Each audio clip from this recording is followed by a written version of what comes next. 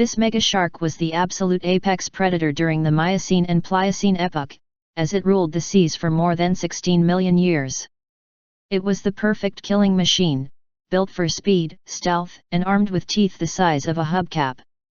In short, this magnificent shark was basically what the other prehistoric nightmare creatures had nightmares about. Might still be alive today? The megalodon is always mentioned in the article Giant Extinct Versions of Modern Animals, but it seems people want to know more about this ancient monster shark.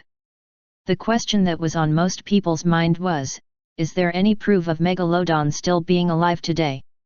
2 photos suggest that a monster shark weighing up to 50 tons may still be roaming the ocean. Are these photos real? Megalodon is arguably the most insane thing that has ever lived. It had all the underpants staining features of the normal great white shark, except that it made the later look like a Nemo plush toy in comparison. With over 20 meters, 60 feet, in length, Megalodon wasn't just 4 times the size of a great white, it was also the largest predator to ever swim the open seas, period.